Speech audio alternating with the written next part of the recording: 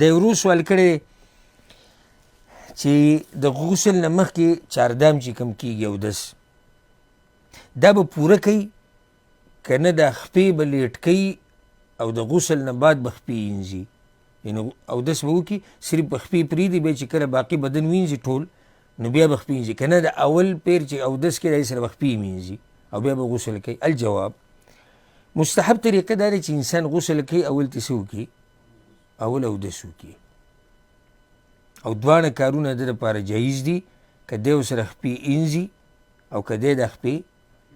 لیټ کوي د غسل نه بعد وینځي دواړه د پیغمبر صلی الله علیه وسلم نه ثابت دي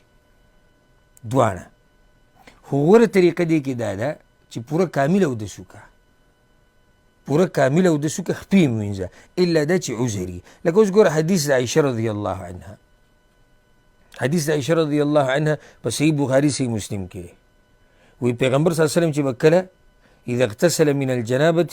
کله چې به د جنابت لپاره غسل کو غسل یدیه وتوضأ وضوءه للصلاة او داسې چاردام به یې وکړو لکه څنګه چاردام چې څه دپاره کوي مانځه دپاره کوي او بیا به باقي بدن وینځو نو خپې به یې کله وینځلې اوله کې. حدیث د میمونه رضی الله عنها دا په صحیح بخاري صحیح مسلم کې دی د پیغمبر صلی الله علیه وسلم د جنابت د غسل طریقه ذکر کوي چې پیغمبر صلی الله علیه وسلم به څنګه غسل کوو نو پیغمبر صلی الله علیه وسلم به غسل وکړو اودس به یې وکړو ټول خپې به یې پرېښودې ټول اودس به یې وکړو خپې به یې پرېښودې بیا به یې غسل وکړو ثم غسل سائر جسدي ثم تنحى عن مقامه ذلك فغسل رجليه بیا به دغه ځینې لږ را دېخوا شو بیا به یې خپې وینځلې ولې ځکه چې هغه ځي کې هغه وخت کې به خټې وي ګندګي به نو دې ورور ته موږ دا وایو که عذر وي نو بیا خپې لیټ کا